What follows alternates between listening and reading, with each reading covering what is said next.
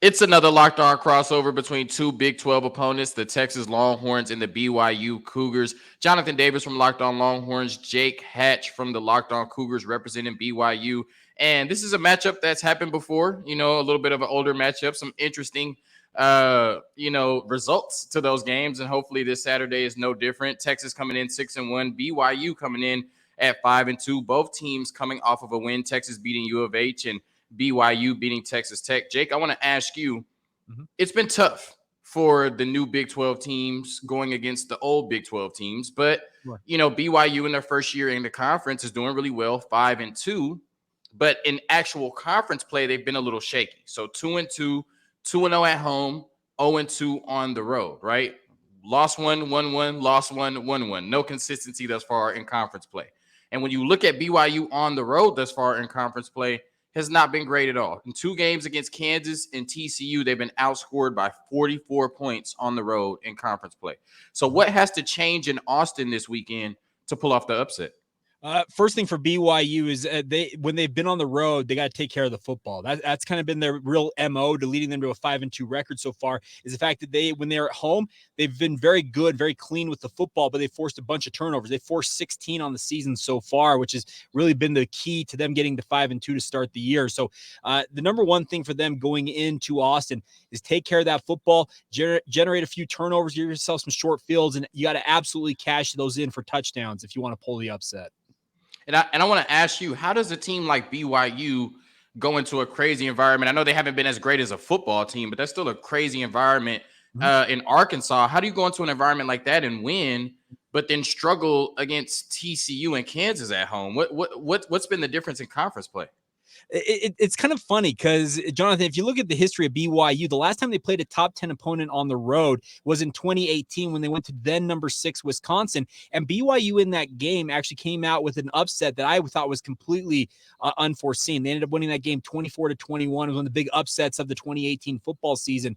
And the thing about it is BYU, when they went into Camp Randall there, which is a similar type environment to what DKR Memorial will be and what Arkansas was, they just played loose. They do the jump around between the third and fourth quarters there. And a lot of teams kind of get uptight and they're like, wow, what is going on here? But if you watch that tape back, BYU's players were jumping around with the fans on the side. They're having a great time.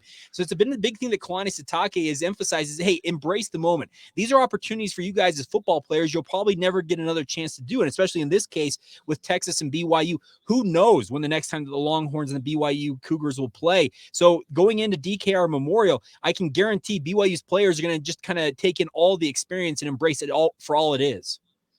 Yeah, and hopefully we get a good matchup on Saturday because of it. What would BYU fans want to know about the Longhorns, or what are the pressing questions about Texas coming into this game on Saturday for the BYU side? Well, number one thing is obviously Quinn Ewers is expected to miss this game, sprained his shoulder there against Houston. Now, here's the thing: are they going to play 2 quarterbacks in this game, Jonathan?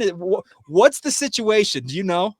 Yeah, so if we play 2 quarterbacks in this game, I'm assuming things went really well, right? And we probably covered the spread. I think this is Maalik Murphy's show.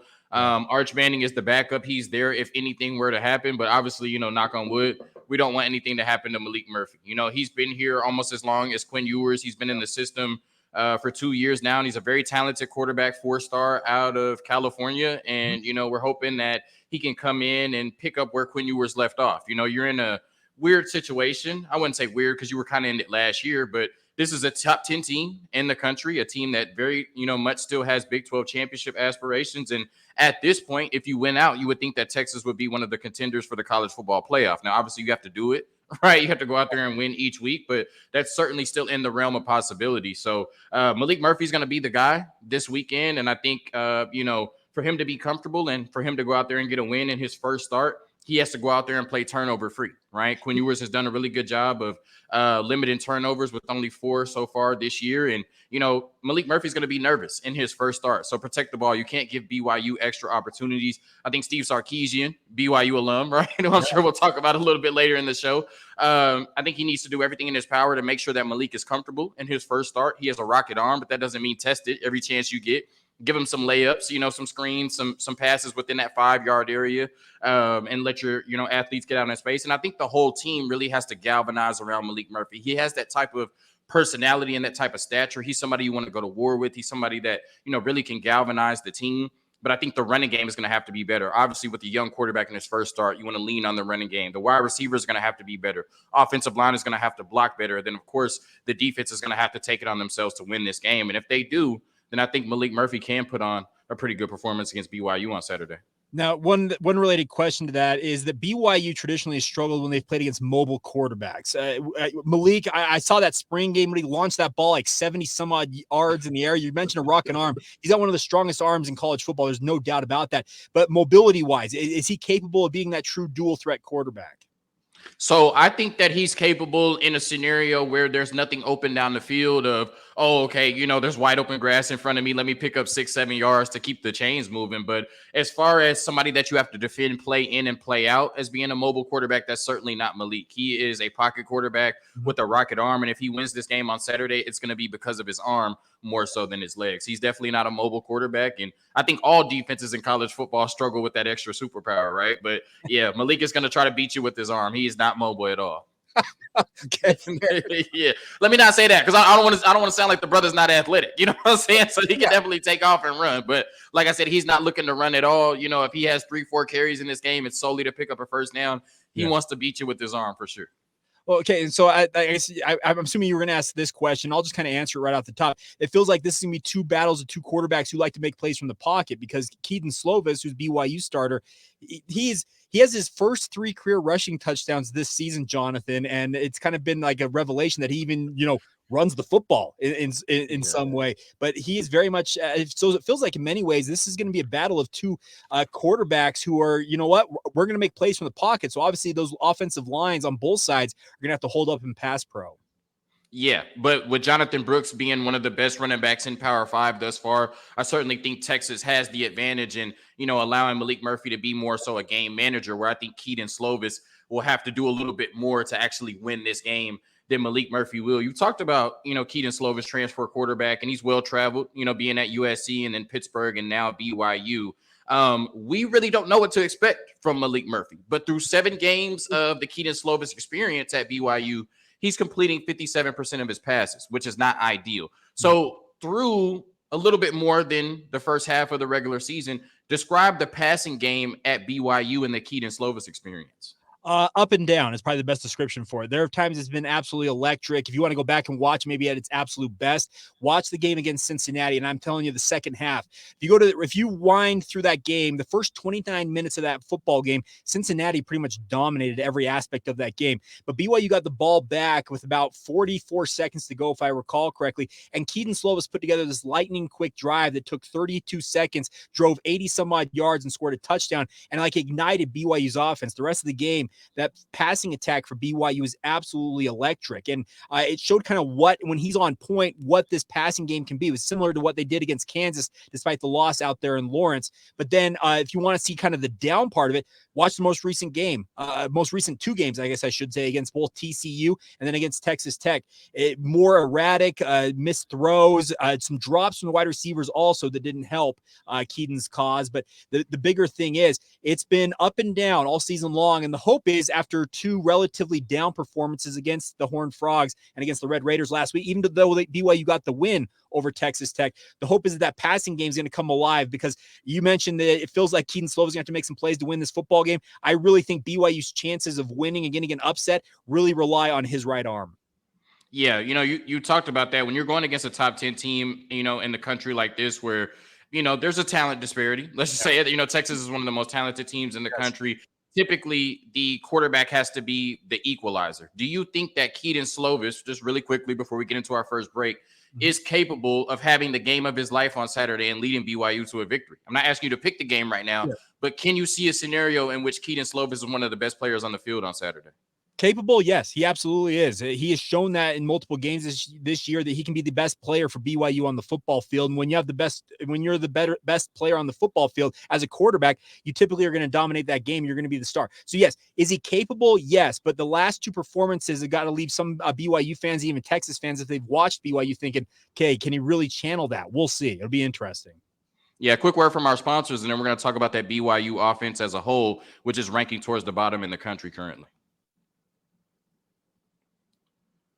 This Locked On crossover episode is brought to you by PrizePicks. PrizePicks is the largest independently owned daily fantasy sports platform in North America. We are the easiest and most exciting way to play daily fantasy sports. It's just you against the numbers. Instead of battling thousands of other players, including pros and sharks, you pick more than or less than on 2 to 6 player stat projections and watch the winnings roll in. PrizePicks is the most fun I've had, winning up to 25 times my money this football season. You just select 2 or more players, pick more or less on their projected stats, and place your entry. Quick withdrawals, easy gameplay, and an enormous selection of players and stat types are what make PrizePicks the #1 daily fantasy sports app. And also now PrizePicks offers Apple Pay for quick and easy deposits into your account this football season. Go to prizepicks.com/lockedoncollege and use code LOCKEDONCollege for a first deposit match of up to $100. prizepicks.com/lockedoncollege and use code Locked On College for a first deposit match of up to $100. This is going to be Maalik Murphy's first start, so get on PrizePicks and see what that line is set at. You might be able to steal a little bit of money from Vegas. Maybe the line is real low. We haven't seen Maalik Murphy play. We don't know what to expect. Could be under 200. Could be free money for my Longhorn fans. Check that out on PrizePicks. All right, Jake, we talked about Kedon Slovis and how the passing game at BYU thus far has left a little bit to be desired. Let's talk about the offense as a whole, right? And maybe they're missing somebody like Puka Nacua, who is killing it on my fantasy team right now. The BYU offense ranks 124th out of 133 teams currently coming into this game against Texas. Besides Kedon Slovis, who needs to break out on the offensive side of the ball for BYU to have a chance in this game? The running game, simply put, they brought in a 1,000-yard rusher during the transfer portal this year in the form of Aiden Robbins, and he ran for 1,000 yards a year ago at UNLV. And BYU thought he was going to come in and be the next star running back for them. They've put guys like Jamal Williams and Tyler Algier in the NFL in recent years, and kind of looking for that next big running back. And Aiden Robbins came in and very much looked the part during spring ball and the like. But then, as training camp progressed, they kind of got quieter and quieter about his availability. Come to find out, he's been dealing with a rib issue that he finally fully recovered from, and in time to play against Texas Tech last week. But in the second half of that game against Texas Tech, he really came alive. There was a 3rd and 13 scenario where he took the ball, and it wasn't necessarily blocked up great, but he's a 235-pound full-grown man, and he just kind of broke through multiple tackles, gained 15 yards, and gave BYU an absolutely critical first down to help them see out that victory. So they hope that he is finally coming in healthy and capable of contributing. And they have another young man by the name of LJ Martin as a 4-star freshman running back from El Paso, Texas, that's come in and really kind of filled the void while Aiden Robbins was out. So the hope is that those two, combined with some improved offensive line play, can get BYU's offensive line rolling a little bit here and finally get them some attraction. We're not having to be so one-sided. A lot of their offense this year has been passing game oriented. They want to be more balanced. And the hope is that maybe as soon as this week, they can find a better rushing attack, because they had their best rushing performance of the season against Texas Tech a week ago. But all Cougar fans, including yours truly, know that Texas is a whole nother defensive level, it feels like, versus what they faced against Tech.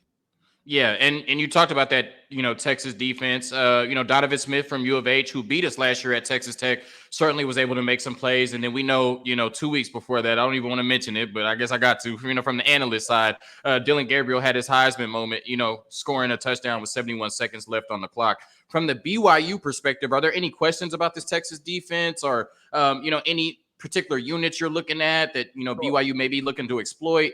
What opportunities do you see against this Texas defense on Saturday, or where do you think they may be vulnerable for this BYU offense? Well, that's what I was going to ask you. So I watched both the Red River rivalry. I also watched the Houston game this past week, and it felt like the passing games for both Oklahoma and Houston really came alive and gave Texas fits. And in particular with the Houston game, from my perspective, a lot of crossing routes, mesh concepts that Dana Holgorsen runs that are historically BYU has developed a lot of those through their history under Lavelle Edwards. It seemed like that got the Longhorns all disoriented on the back end. So is that, in your mind, maybe the key way for BYU to attack this defense?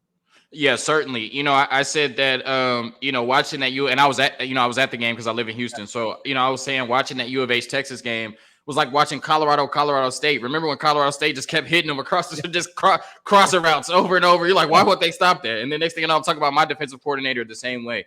I think certainly the injury to Ryan Watts at corner, the transfer from Ohio State, who had a big year last year, I think that's been a big loss for us in the corner room. And I think the last 2 weeks, both, Dana Holgorsen and Jeff Levy from Oklahoma have really done a good job of putting our safeties in conflict, right? I think against Oklahoma, they did a really good job of putting our linebackers and safeties in conflict, right? Are you covering? Are you running? With your route concepts, what are we doing? Right. And a lot of times the safeties and the linebackers look lost against Oklahoma. And then against Houston, they did a really good job of putting our safeties in man coverage, right? And just running those crossing routes against our safeties and having safeties cover players who are more athletic than you, right? And wide receivers and tight ends. And they continue to do that and almost led them to tie in the game with less than 2 minutes left in the fourth quarter. So, I would definitely say that, Keaton Slovis has not, been great up until this point. But, if the offense of the BYU Cougars can certainly, get our linebackers and our safeties in space covering one-on-one, I think that could be the key to, putting up some points on this Texas defense. And I think also, when you look at it, this is a team that now for 2 years in a row, as far as our defense and our defensive line, has been really good at getting pressure. But what I said is quarterbacks can evade pressure, right? Quarterbacks can throw under pressure. This team needs to be better at getting players on the ground, right? And they only have 17 sacks in 7 games. So if Keaton Slovis can operate under pressure and they don't do a good job of actually getting him on the ground, then I think that's an opportunity that the BYU passing game will have against our back end, right? If you can't get constant pressure and actually put him on the ground, if you're just around him and he can still make plays, then there will be some opportunities on the back end for this BYU offense. Now, I've got a question, and this just kind of is a historical thing. Most Cougar fans and obviously Longhorn fans remember Taysom Hill in the 2013 and 2014 games, both in Provo and in Austin when he ran roughshod over the Longhorns. Here's the thing: does the memory of Taysom Hill still live on for Texas Longhorn fans all these years later?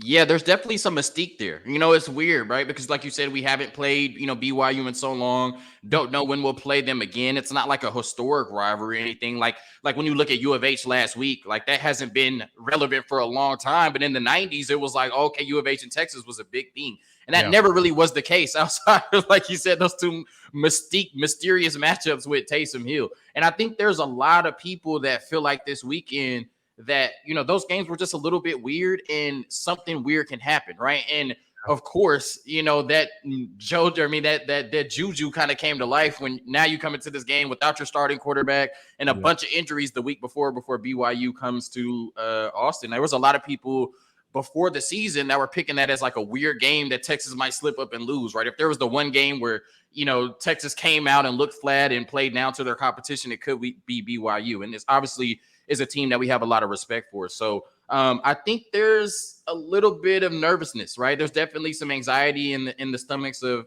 Texas fans because, like I said, those BYU games were weird, right? BYU is certainly a respectable program and a team that I don't think too many people would be shocked, if they won on Saturday. And now you have to, face this team without the captain of the ship with Maalik Murphy making his first start. So I definitely think Texas fans are ready for this game, and they certainly think anything can happen, regardless of what Vegas thinks the point spread should be.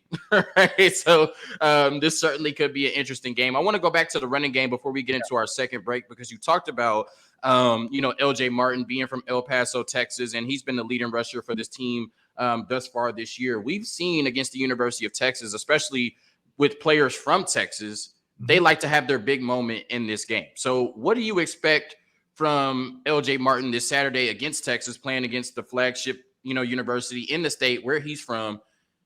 Do you think we see 110% from him? Do you think he can have that type of performance where it's like after the game, we're like, who is LJ Martin and why did he just do that against that Texas defense?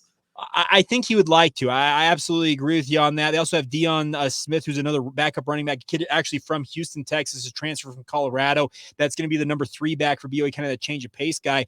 They also have a guy like Keanu Hill, who's in the Dallas-Fort Worth area.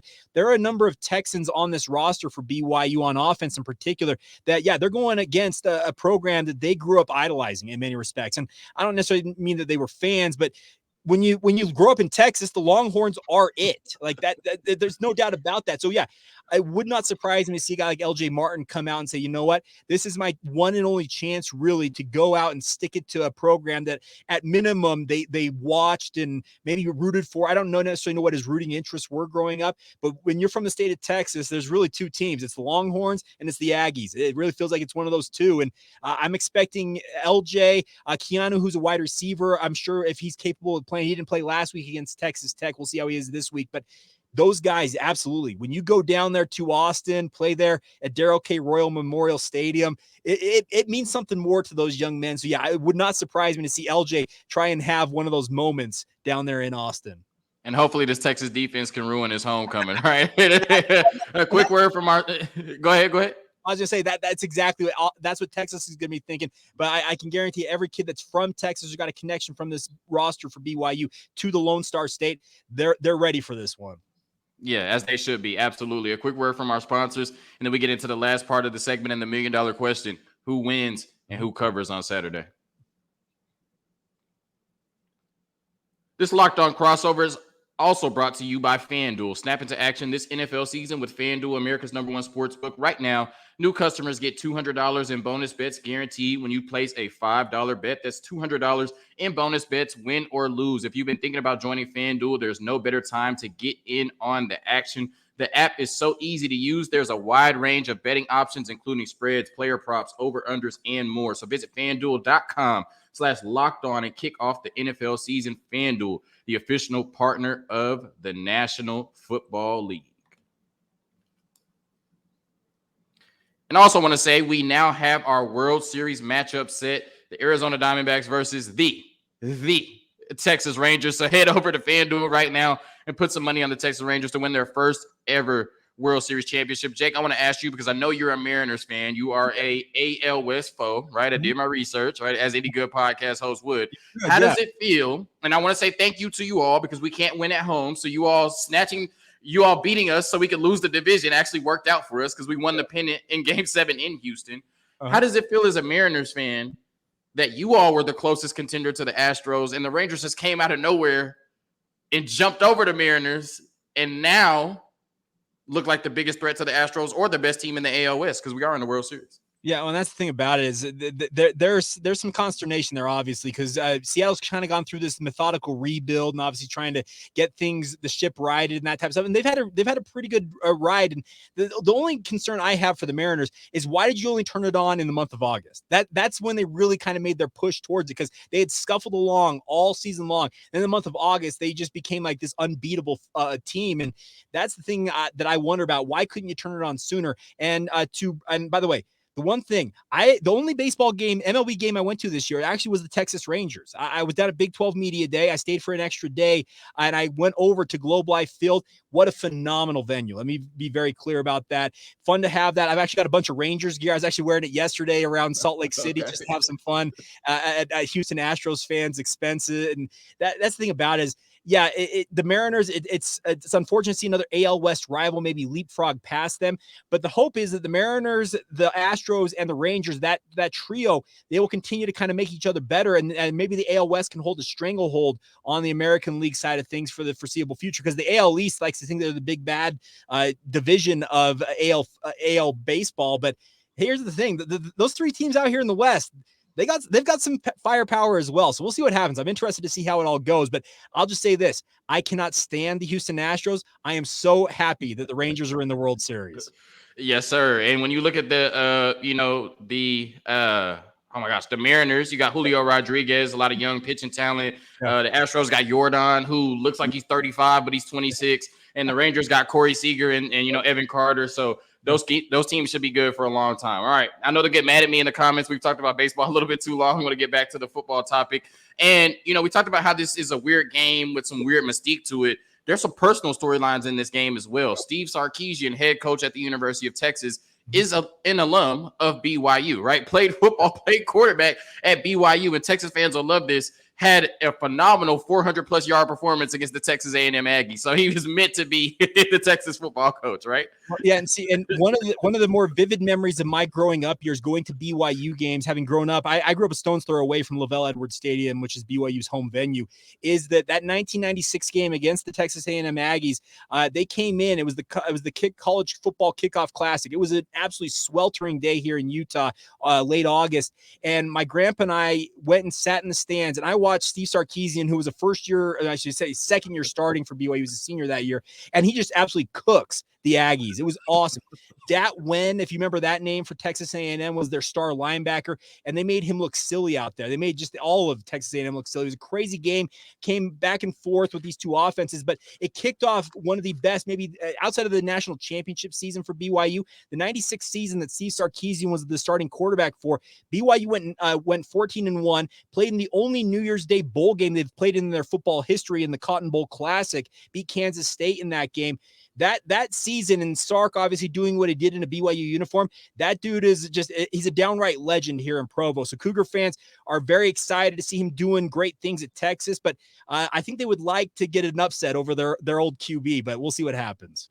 Yeah, so that was going to be my question. So there is definitely some extra incentive on the BYU side to beat Steve Sarkisian, even though he's a legend there in Provo. And that thing about it is Kalani Sitake and Steve Sarkisian, BYU's head coach, they were teammates under Lavelle Edwards at BYU. So they have a personal relationship. Kalani talked about it this week during media availability, saying that he and Sark have kept in contact for all these years. Aaron Roderick also, who was on that 1996 squad as well, who's BYU's offensive coordinator, says that he keeps in contact with Sark. So there are some really, really tight connections between these two universities because they played for the same football program. And yeah, those ties are going to add some juice to this matchup because Sark's going up against his alma mater. BYU wants to spring a big upset over a top 10 ranked team. And it's former teammates. Kalani was a fullback while Sark was a quarterback. So they want nothing more than to get one over on each other. I guarantee it.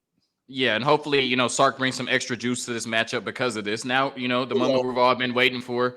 The $1 million question, Texas is now favored by 17.5 points. I believe it opened at over 20, but then obviously the Quinn Ewers news probably brought it down to 17.5 with Maalik Murphy starting. I'm going to ask you who wins and who covers Texas minus 17.5 against BYU.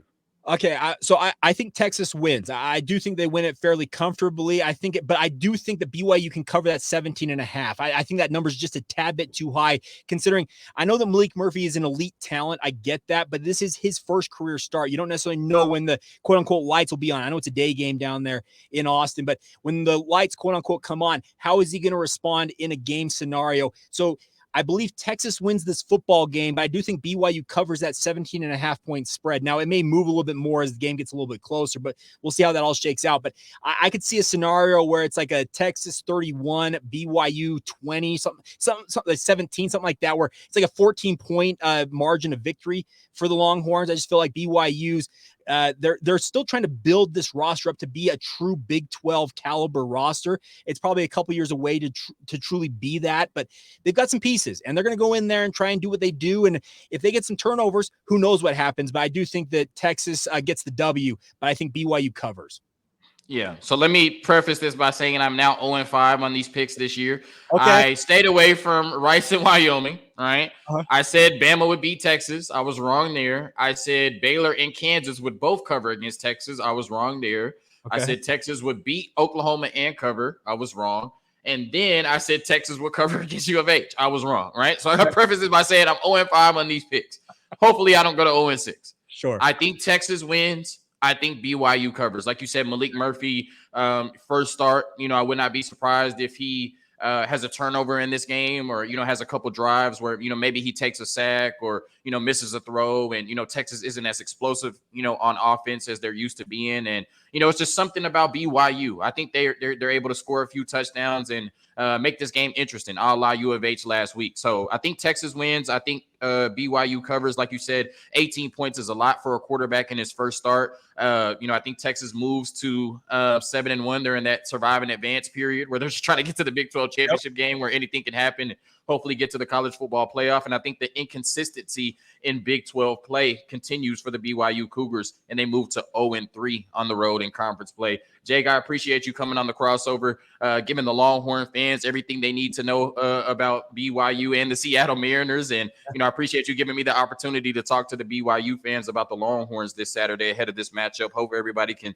stay safe and healthy. Let the Longhorn fans know where they can get more of your coverage, because you definitely dropped some gems on this episode. Yeah, BYU coverage, obviously Locked On Cougars. Get it on YouTube, wherever you get your podcasts. You want to follow the show on social media, it's available on Facebook, Instagram, or Twitter. Just search out Locked On Cougars. And if you're watching this on YouTube, you already can see my Twitter handle, at Jacob C. Hatch. Weigh in. I kind of weigh in with all thoughts on all sports, NBA, NFL, MLBs, college football. I love it all, but lots of fun, and obviously looking forward to this matchup this week.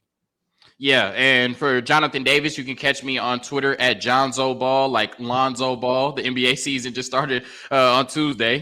Pray for my brother Lonzo. Hopefully we can see him in 2024. Locked On Horns on Twitter, and then Locked On Longhorns wherever you get your podcasts. Jonathan Davis from Locked On Longhorns, Jake Hatch from Locked On Cougars, signing out ahead of an interesting Big 12 matchup on Saturday.